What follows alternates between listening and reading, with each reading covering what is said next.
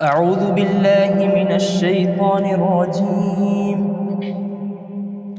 ولا تحسبن الذين قتلوا في سبيل الله أمواتا بل أحياء عند ربهم يرزقون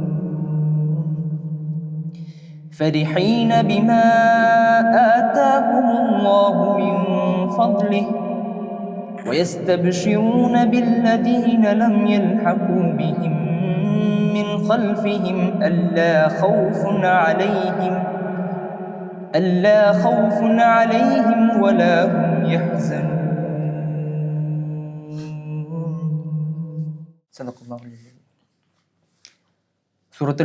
സൂറത്തുൽ ആലിമ്രാനിലെ 169, 170 ആയത്തുകളാണ് നമ്മൾ തദബ്ബുറിന് എടുക്കുന്നത്. ഈ ആയത്തിൻ്റെ ഒരു അർത്ഥം വരുന്നത് വലാ തഹ്സബന്ന അല്ലദീന ഖുതിലൂ ഫീ സബീലില്ലാഹി അംവാതൻ ബൽ അഹ്യാ. അള്ളാഹുവിൻ്റെ മാർഗത്തിൽ കൊല്ലപ്പെട്ട ആളുകളെക്കുറിച്ച് അവർ മരിച്ചവരാണ് എന്ന് പറയരുത്, മറിച്ച് അവർ അള്ളാഹുവിൻ്റെ അടുക്കൽ ജീവിച്ചുകൊണ്ടിരിക്കുന്നവരാണ്. ഇൻദ റബ്ബിഹിം യുർസഖൂൻ എന്ന് അള്ളാഹു ആഡ് ചെയ്യുന്നുണ്ട്. അവർക്ക് അള്ളാഹുവിൻ്റെ അടുക്കൽ നിന്നുള്ള വിഭവങ്ങൾ ഇങ്ങനെ ലഭിച്ചുകൊണ്ടിരിക്കുന്നുണ്ട്. അതിനുശേഷം ഫരിഹീന ബിമാ ആതാഹുമുല്ലാഹു മിൻ ഫദ്ലിഹി, അവരതിൽ സന്തുഷ്ടരാണ് എന്ന് അള്ളാഹു ആഡ് ചെയ്യുന്നു. എന്നിട്ട് പറയുന്നത് അവർക്ക് ശേഷം വരാനിരിക്കുന്ന ആളുകളെക്കുറിച്ച് അല്ലെങ്കിൽ അതിനെക്കുറിച്ച് അവർ സന്തുഷ്ടരാണ്, അവർ കാത്തുകൊണ്ടിരിക്കുകയാണ് എന്ന് വിശുദ്ധ ഖുർആൻ നമ്മൾ അഡ്രസ്സ് ചെയ്ത് പറയുന്നുണ്ട്. ഈ ഒരു ആയത്തിൻ്റെ പശ്ചാത്തലം പരിശോധിക്കുമ്പോൾ ഉഹുദ് യുദ്ധവുമായി ബന്ധപ്പെട്ട ഒരായത്താണ് എന്ന് നമുക്ക് കാണാൻ പറ്റും.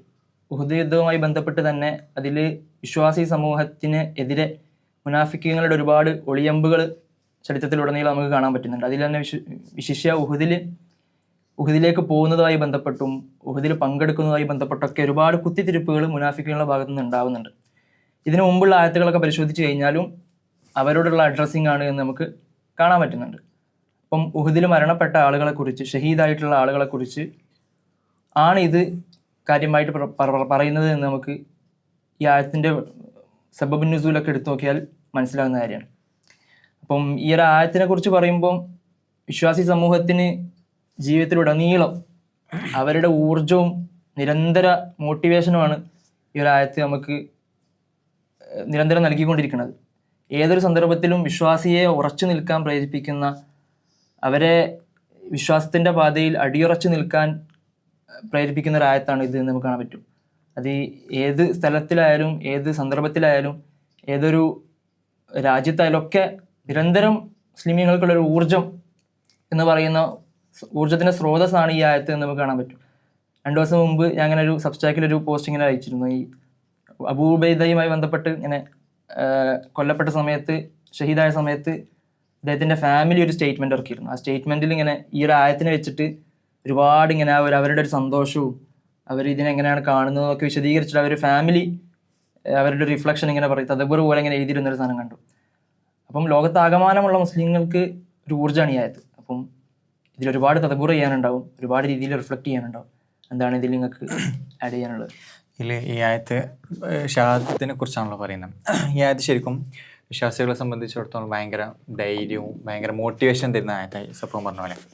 കാരണം വെച്ചാൽ ഒരു മനുഷ്യനെ സംബന്ധിച്ചിടത്തോളം ഓനെ പേടിപ്പിച്ചാൽ അല്ലെങ്കിൽ ഓനക്ക് ഭയം വന്നാൽ പിന്നെ ഓനെ കീഴ്പ്പെടുത്താൻ, ഓനെ പരാജയപ്പെടുത്താൻ എളുപ്പമാണ്. അവിടെയാണ് നമുക്ക് വിശ്വാസിയെ സംബന്ധിച്ചിടത്തോളം ഓനക്ക് ഭയങ്കര ധൈര്യം നൽകുന്നത്. കാരണം വെച്ചാൽ ഒരു മനുഷ്യനെ ഏറ്റവും അവസാനം ഓനെ പരാജയപ്പെടുത്തുക അല്ലെങ്കിൽ ഇല്ലാണ്ടാക്കുക എന്ന് പറയുന്നത് ഓനെ മരിപ്പിക്കലാണ് അല്ലെങ്കിൽ ഓനെ കൊല്ലലാണ്. അപ്പോൾ അവിടെ ആ മരണത്തെ വിശ്വാസി പേടിക്കുന്നില്ല. അവിടെ മരണത്തെ മരണം വന്നാലും എനിക്ക് പ്രശ്നമില്ല. കാരണം എന്താ വെച്ചാൽ ഇതിനേക്കാളും വലിയൊരു ജീവിതം അല്ലെങ്കിൽ നല്ലൊരു സാധനം അല്ലെങ്കിൽ ഇതിനേക്കാളും വലിയൊരു അനുഗ്രഹമൊക്കെ പഠിച്ചോ എനിക്ക് തരും എന്നുള്ള വലിയൊരു ധൈര്യവും വലിയൊരു കോൺഫിഡൻസും എനിക്കുണ്ട്. അപ്പോൾ ഈ വിശ്വാസിയെ സംബന്ധിച്ചിടത്തോളം എനിക്ക് ഏത് അനീതിക്കെതിരെയും ഏത് അക്രമത്തിനെതിരെയും എതിരിടാൻ, അതിനെതിരെ നിലനിൽക്കാൻ സാധിക്കും. അപ്പോൾ വിശ്വാസിയെ സംബന്ധിച്ചിടത്തോളം ഭയങ്കര ധൈര്യം നൽകുന്ന ഒരു സാധനമാണ് ഈ ഷഹാദത്തിന് ഈ ആയത്തുകൾ എന്ന് പറയുന്നത്. അപ്പം ഇതിനേക്കാൾ ഇനിയിപ്പോൾ ഇവിടെ എന്ത് സംഭവിച്ചാലും എന്തെങ്കിലും ഇത് വന്നാൽ കൊല്ലപ്പെട്ടാലോ അല്ലെങ്കിൽ അതിന് മുമ്പ് പരിക്കേറ്റാലോ എന്തെങ്കിലുമൊക്കെ എന്ത് സംഭവിച്ചാലും ഇതിനേക്കാൾ വലിയ അള്ളാഹിൻ്റെ മാർഗത്തിൽ ഞാൻ നിലനിൽക്കുന്നുണ്ട്, പഠിച്ചോൻ ഇതിനേക്കാൾ വലിയൊരു സാധനം, ഇതിനേക്കാൾ വലിയൊരു ജീവിതം, ഇതിനേക്കാൾ നല്ലൊരു ജീവിതം പഠിച്ചോനെ എനിക്ക് തരും എന്നുള്ളൊരു കോൺഫിഡൻസും ഒരു മോട്ടിവേഷനും വിശ്വാസിക്ക് നൽകുന്നുണ്ട് എന്നുള്ളത്. അപ്പം ഈ അള്ളാന്റെ മാർഗത്തിൽ പണിയെടുക്കാൻ, അള്ളാന്റെ മാർഗത്തിൽ നിലനിൽക്കാൻ, അനീതിക്കെതിരെ പോരാടാൻ, അനീതിക്കെതിരെ അക്രമത്തിനെതിരെ നിലനിൽക്കാൻ വിശ്വാസിക്ക് ഇത് ഭയങ്കര മോട്ടിവേഷൻ നൽകുന്നുണ്ട്. നമുക്ക് ഈ ആയത്ത് ഓതുമ്പോൾ നമുക്ക് മനസ്സിലാവും. ഇതാണ് ഈ ആയത്തിൽ എനിക്ക് തോന്നിയൊരു കാര്യം എന്ന് പറയുന്നത്. എനിക്ക് നമ്മൾ ഈ സാധാരണ ഈ ഷഹാദത്ത് ബാക്കി ഇസ്ലാമിൽ നമ്മൾ എന്ത് കറേജിയസ് ആയിട്ടുള്ള എന്ത് കാര്യങ്ങളും എടുക്കുമ്പോൾ നമ്മളെപ്പോഴും അത് ഫലിപ്പിക്കാൻ വേണ്ടി നമ്മൾ പറയാ സ്വഹാബത്തിന്റെ കഥകളൊക്കെ ആയിരിക്കും. പക്ഷെ ഷഹാദത്ത് എന്നുള്ള സാധനം നമുക്ക് ഭയങ്കര റിയൽ ആയിട്ട് നമ്മളെ പ്രസന്റിൽ ഇപ്പൊ ഇങ്ങനെ ഉണ്ട്. നമുക്ക് അതിന്റെ കഥകൾ പറയുമ്പോൾ ഇപ്പൊ ഈ പറഞ്ഞപ്പോഴും അബൂബൈദ പറഞ്ഞു, നമ്മളൊരു റിയൽ ടൈമിൽ അങ്ങനെ ദിവസം ഓരോ സംഭവങ്ങൾ നമ്മൾ കണ്ടുകൊണ്ടേയിരിക്കും അതിന് കുറച്ച് കൊല്ലങ്ങളായിട്ട്. അപ്പോൾ ഈ ആയത്തിന്റെ തഫ്സീർ ഒക്കെ വായിച്ചു നോക്കുമ്പോൾ എനിക്ക് ഞാൻ ആദ്യമായിട്ട് അത് അറിയുന്ന ഒരു സാധനം, അതായത് ഈ ബല്ലഹിയാവും അവര് മരിച്ചിട്ടില്ല, അള്ളാന്റെ അടുക്കലാണ്. ബല്ലഹിയാവും ഇന്ദ റബ്ബിഹിം യുർസഖൂൻ എന്ന് പറയുമ്പോൾ മരിച്ചിട്ടില്ലെങ്കിൽ പിന്നെ ഇവർക്ക് എവിടെ പോകുന്നു? നമുക്ക് സാധാരണ ഒരാൾ മരിച്ചു കഴിഞ്ഞാൽ ബർസഖി ജീവിതം, അങ്ങനെ ഖിയാമത്ത് അങ്ങനെയാണല്ലോ പേര്.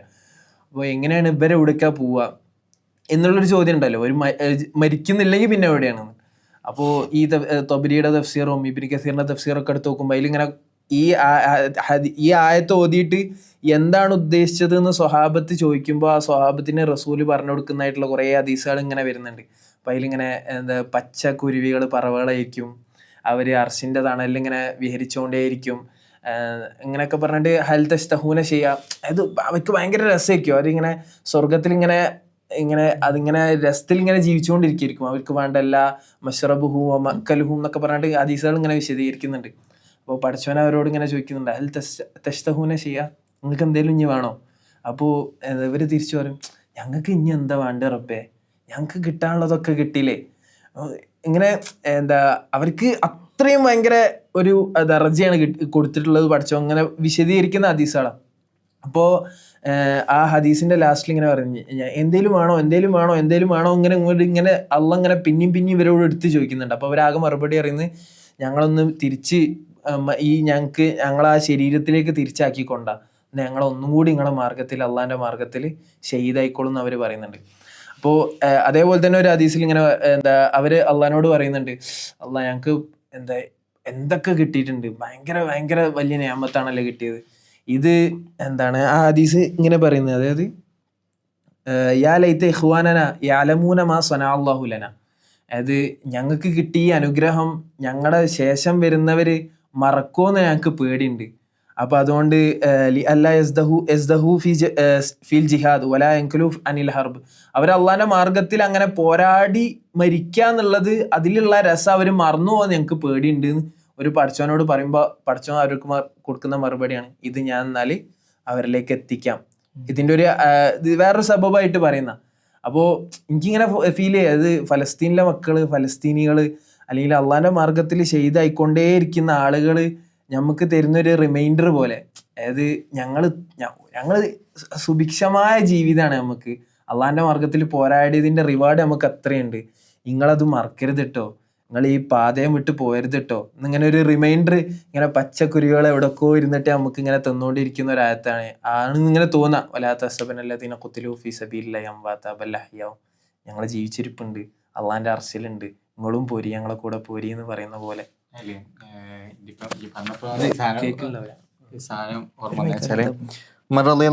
പ്രാർത്ഥിക്കുന്ന ഒരു പ്രാർത്ഥന ഉണ്ട്. ഞാൻ ഇടയ്ക്കിടയ്ക്ക് പ്രാർത്ഥിക്കുന്നുണ്ട്. എന്താ വെച്ചാൽ, പഠിച്ചോനെ എനിക്ക് ഷഹാദത്ത് തരണം, നിന്റെ മാർഗത്തിൽ എന്താണ് ഞാൻ ഷഹാദത്ത് വരിക്കണേ എന്നുള്ള പ്രാർത്ഥിക്കുന്നുണ്ട്. അതിൻ്റെ കൂടെ ഒന്നുകൂടി പ്രാർത്ഥിക്കുന്നുണ്ട്, എന്താണ് മദീനത്തു നബിയുടെ ഈ മദീനയിൽ വെച്ചിട്ട് തന്നെ എനിക്ക് ഷഹീദാവാൻ കഴിയണേന്ന്. അപ്പോൾ ഉമർ റളിയല്ലാഹുവിന്റെ മകൻ ചോദിക്കുന്നുണ്ട്, അങ്ങനെ സംഭവിക്കുക, ഇപ്പോൾ ഈ മദീന എന്ന് പറയുന്നത് യുദ്ധം നടക്കാത്തൊരു ടൈമാണ്, അല്ലെങ്കിൽ അവിടെ ഉള്ളൊരു ചുറ്റുപാടെന്ന് പറഞ്ഞാൽ യുദ്ധത്തിനുള്ളൊരു സന്ദർഭം, ഒരു അവസരമൊന്നും ഇല്ല. പക്ഷെ എന്നിട്ടും ഉമർ റളിയല്ലാഹു ഇങ്ങനെ പ്രാർത്ഥിക്കുന്നുണ്ട്. പക്ഷെ എന്നിട്ട് അവസാനം എന്താ, ഉമർ റളിയല്ലാഹു കൊല്ലപ്പെടുന്നുണ്ട്. ഇങ്ങനെ സുബഹി നിസ്കരിക്കുന്ന സമയത്ത് അബൂലുൽ വന്നിട്ട് വധിക്കുന്നുണ്ട്. അപ്പം ഇതേ സാധനം വെച്ചാൽ ഇസ്മായിൽ അനിയൻ്റെ ഇതിൽ നമുക്ക് കാണാൻ പറ്റും. എന്ന് വെച്ചാൽ ഇസ്മായിൽ അനിയ ഫലസ്തീനിലല്ലല്ലേ, ഇസ്മായിൽ അനിയ ഫലസ്തീനിൽ എന്താണ് അവിടുന്ന് പ്രവേശിക്കാൻ പറ്റാത്തൊരു വ്യക്തിയാണ്. ആ സമയത്ത് എന്നിട്ടും പോലും ഇസ്മായിൽ അനിയ ഷഹീദാകുന്നുണ്ട്. എന്നു വെച്ചാൽ ഇറാനിൽ നിൽക്കുന്ന സമയത്ത് ഇസ്മായിൽ അനിയൻ്റെ റൂമിൽ ഇതാക്കി ടാർഗറ്റ് ചെയ്തിട്ടാണ് ഇസ്രായേൽ എന്താണ് വധിക്കുന്നത്. ഇത് നമുക്ക് ഇങ്ങനെ കാണാൻ പറ്റും. എന്ന് വെച്ചാൽ ഇസ്മായിൽ അനിയെ ഷഹാദത്ത് കൊതിക്കുന്നുണ്ട്, പക്ഷേ എന്നിട്ട് ഫലസ്തീനിലില്ല എങ്കിൽ പോലും അള്ളാഹു സുബ്ഹാനഹു വ തആല ആ നിയാമത്ത് അള്ളാഹു സുബ്ഹാനഹു വ തആല അദ്ദേഹത്തെ ആ ദറജ വെച്ചിട്ട് അദ്ദേഹത്തിന് ആ അനുഗ്രഹം നൽകുന്നത് നമുക്ക് ഇങ്ങനെ കാണാൻ പറ്റും. അപ്പോൾ ഈ ഷഹാദത്ത് പറഞ്ഞപ്പോൾ എനിക്ക് ഇപ്പോൾ ഓർമ്മ വന്നൊരു സാധനം ഇങ്ങനെ ഷെയർ ചെയ്യണം തോന്നി. ഇപ്പോൾ നമ്മൾ അവിടെ ഉണ്ടല്ലേ, ഞാൻ അത് നോക്കണം, കുറേ നേരം മൈക്ക് നോക്കാണ്. അപ്പോൾ ഇതിൽ ഈ പറഞ്ഞ കേസിലൊക്കെ ശരിക്കും സംഭവിക്കുന്നത് ഇസ്ലാം ഈ ഷഹാദത്ത് കൊതിക്കാൻ വേണ്ടി ആഗ്രഹിക്കുക എന്ന് പറയുമ്പോൾ തന്നെ ആ ലൈഫാണ്. നമുക്ക് ഇസ്ലാം വിഭാവനം ചെയ്യുന്ന ഒരു ജീവിതമാണ്, ഇസ്സത്തോട് കൂടിയിട്ടുള്ള അതിൻ്റെ പര്യവസാനം ഷഹാദത്ത്. അള്ളാഹു നൽകുന്ന ഒരു ആദരവാണ് ആ ഷഹാദത്ത് എന്ന് പറയുന്നത്. അത്തരത്തിൽ ജീവിതം മുഴുവൻ ഇസ്സത്തോടു കൂടി ജീവിക്കാനുള്ള ഒരു ഊർജ്ജമാണ് ഈ ആയത്ത് നൽകുക. അപ്പോൾ അർത്ഥത്തിൽ അങ്ങനെ ജീവിച്ച ഒരുപാട് ആൾക്കാർ നമ്മുടെ മുൻപിലും നമ്മുടെ ഇന്ന് ജീവിച്ചിരിക്കുന്നത്, അങ്ങനെ ആ ഊർജ്ജം കൊണ്ട് ജീവിക്കുന്ന ആളുകളെ നമുക്ക് നമ്മുടെ കൺമുന്നിൽ കാണാൻ സാധിക്കുന്നുണ്ട്. അപ്പോൾ ആ ഒരു ഇസ്സത്തോടു കൂടി മുസ്ലിമീങ്ങൾക്കൊക്കെ ജീവിക്കാൻ സാധിക്കണം എന്നുള്ളതാണ്. അപ്പം അങ്ങനെ ലഭിക്കുന്ന ഒരു അനുഗ്രഹമായിട്ട് ഇതിൻ്റെ അങ്ങനെ കൊല്ലപ്പെടുകയാണെങ്കിൽ, ഇപ്പോൾ വിശിഷ്യ നമ്മൾ ഓരോരുത്തരും ജീവിക്കുന്ന സാഹചര്യം നമ്മൾ നോക്കിയാൽ മനസ്സിലാവും, ഏതൊരവസരത്തിലും നമ്മൾ ആക്രമിക്കപ്പെട്ടേക്കാം, ഏതൊരവസരത്തിലും നമ്മൾ ഏതെങ്കിലും അർത്ഥത്തിലുള്ള ക്ലേശങ്ങൾ അനുഭവിച്ചേക്കാം. അപ്പം അവിടെയൊക്കെ ആ അനുഭവിക്കാൻ പോകുന്ന ബുദ്ധിമുട്ടുകളെ ഈ അർത്ഥത്തിൽ ഈ ഒരു ആയത്തിൻ്റെ അടിസ്ഥാനത്തിൽ ആ വഴിയിൽ ജീവിതത്തിൽ ഇസ്സത്തോടു കൂടി ജീവിക്കും നേരിടാൻ പോകുന്ന ഒരു ക്ലേശത്തെ അങ്ങനെ തന്നെ മനസ്സിലാക്കാനും അതിനപ്പുറത്ത് അള്ളാഹുവിൻ്റെ ഈ സൗഭാഗ്യങ്ങളുണ്ട് എന്നുള്ള ബോധ്യം ഉണ്ടാവാനും സാധിക്കണം. ഇത് എനിക്ക് എപ്പോഴാണെന്ന് വെച്ചാൽ നമ്മളിപ്പോൾ അടുത്തൊരു സെഷന് അറ്റൻഡ് ചെയ്ത സമയത്ത് അവിടെ ഇങ്ങനെ ഇതിനെക്കുറിച്ച് ഇങ്ങനെ സംസാരിച്ചുകൊണ്ടിരിക്കുകയാണ്. അപ്പോൾ അത് കഴിഞ്ഞിട്ട് ആ സെഷൻ കഴിഞ്ഞ് ഉടനെ കുറച്ച് ആൾക്കാർ ഇറങ്ങി വന്നിട്ട് ഇങ്ങനെ സെഷൻ കേട്ട ആൾക്കാർ പറയാണ്, അപ്പം എന്താ ഈ ജീവിച്ചിരിക്കുന്ന ആൾക്കാരൊക്കെ മണ്ടന്മാരോ, മരിക്കാൻ വേണ്ടിയിട്ട് കൊതിക്കുക. അപ്പം അവർക്കിത് മനസ്സിലാവുന്നില്ല. ഐ മീൻ നമ്മൾ മരിക്കാൻ വേണ്ടിയിട്ട് മാത്രമല്ല മരിക്കാൻ വേണ്ടി കൊതിക്കല്ലേ യഥാർത്ഥത്തിൽ അള്ളാഹുവിൻ്റെ പാതയിൽ അടിയുറച്ച് നിൽക്കാൻ വേണ്ടി ആഗ്രഹിക്കുകയും ജസ്റ്റിസിന് വേണ്ടി ട്രൂത്തിന് വേണ്ടിയിട്ട് നിലനിൽക്കാൻ ആഗ്രഹിക്കുകയും ചെയ്യുകയാണ്. അപ്പം അവിടെ അതും കൂടിയാണ് നമ്മൾ ഉറപ്പിച്ച് പറയേണ്ടത്. അള്ളാഹു സുബ്ഹാനഹു വ തആല അത്തരത്തിൽ ജീവിതത്തിലുടനീളം ഇസ്ലാമിൻ്റെ ഈമാനോടുകൂടി ജീവിക്കാനും ഇസ്സത്തോടു കൂടി മരണപ്പെടുവാനും നമ്മെ അനുഗ്രഹിക്കുമാറാകട്ടെ. അടുത്തൊരായിട്ടായിട്ട് നമുക്ക് അടുത്ത പ്രാവശ്യം ഇരിക്കാം ഇൻഷാ അല്ലാഹ്.